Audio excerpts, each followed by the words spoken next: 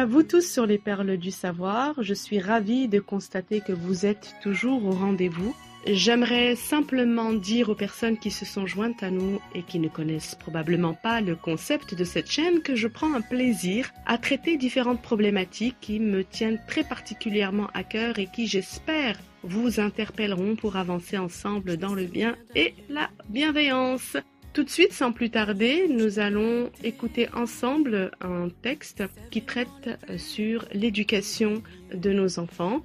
Ce sera présenté par La Voix des Perles et c'est dans quelques instants. Restez connectés.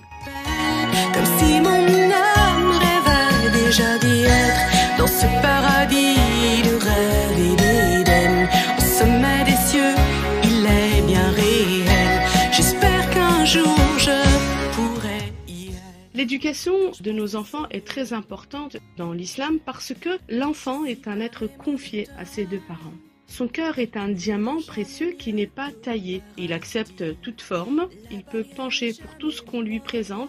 S'il est élevé dans le bien, il y prend goût et grandira heureux dans le bas monde et dans l'au-delà. Les parents lui seront associés dans ses récompenses ainsi que tous ceux qui lui auront transmis le bien. Par contre, s'il a été habitué au mal, qu'il a été négligé, il sera malheureux, perdu, et le péché pèsera sur celui qui en a la responsabilité. Alors à un enfant, on inculque quoi? On va lui inculquer la courtoisie, la décence, les bons comportements, en le protégeant des gens du mal. On lui explique évidemment que le mensonge, le vol, l'envie, la vulgarité sont blâmables et ne sont pas les caractères des meilleurs. Lorsqu'il est avec ses camarades, on va lui enseigner l'humilité pour qu'il ne se sente pas supérieur si ses parents sont aisés. On va lui enseigner le sport pour qu'il ne soit pas paresseux. On lui apprend que l'élévation est dans le fait de donner et non pas dans le fait de prendre. Et on lui apprend également à ne pas trop parler car cela entraîne bien entendu l'insolence. On l'empêche de jurer qu'il dise la vérité ou pas, de ne prendre la parole que pour répondre à une question, à se lever pour celui qui est plus âgé, pour lui laisser la place, et pour décompresser, on l'autorise à jouer à des jeux qui ne l'épuisent pas.